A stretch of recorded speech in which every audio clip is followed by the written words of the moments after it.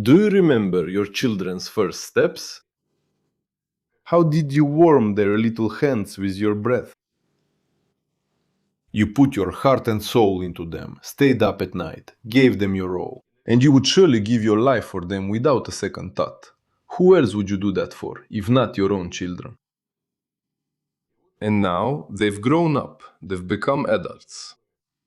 And something has changed. There is coldness, distance. What's happening? Your call, for example, is perceived by them as some kind of burden. Your advice irritates them. What's happening? And because of this, it somehow becomes unbearably painful and hurtful.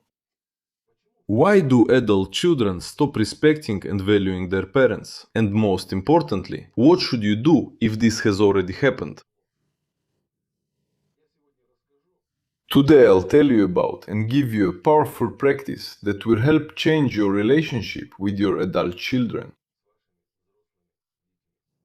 Children, I welcome you, my friends. Thank you for being with me. And I thank all of you for your support. You see, people very often make the same mistakes. Well, for example, when they keep treating their grown-up children as little kids who need their constant guidance. Or when, for example, children are made to feel they owe their parents forever. Like, look, I've done so much for you, I do everything for you. Or when, for example, children are overprotected and get used to having everything done for them. All these little things and many others always lead to negativity in relationships, or even to a breakup. So, what should you do if things like this are already happening? Here's the most important thing. Not what you should do, but what you shouldn't do. It's to take offense. Remember this once and for all. Resentment is poison. You drink it, thinking it will make things worse for others. Thinking that this will somehow shake up the other person, will come to their senses, maybe realize something. But in reality, no. You're just poisoning yourself. So that your children start appreciating you again. You need to change the signal you're putting out. In other words, how your energy is tuned. And this practice will help you achieve all of that. What do you need to do? Well, if you have this kind of relationship with your adult children, or, for example, if there is no relationship at all, do this practice. You need to do it before going to bed, well, about 15 or 20 minutes before sleep. Get yourself a candle. You can use a church candle or a decorative one. Well, just a regular wax candle. A small one that will burn out completely in about 15 or 20 minutes. Light it and gaze into the flame. It's a kind of fire meditation. This whole candle itself, this very wax. Now imagine that this is the negativity in your relationship. Resentments, some grievances, or something else. And now, as you look into the fire, start to feel that you are burning away your resentments. Just as this candle melts and burns, your resentments are also disappearing. The fire simply removes them, and you let them go. Maybe you have some resentments, maybe your child didn't do something.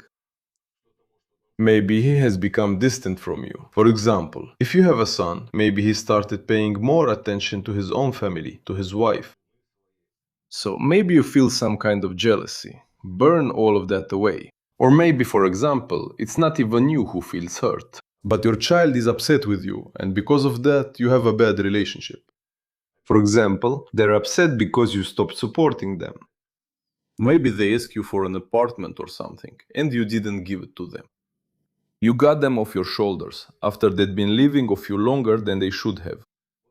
Those are his grudges. Burn all of that. Just replay those situations in your mind and feel that they're burning away, disappearing.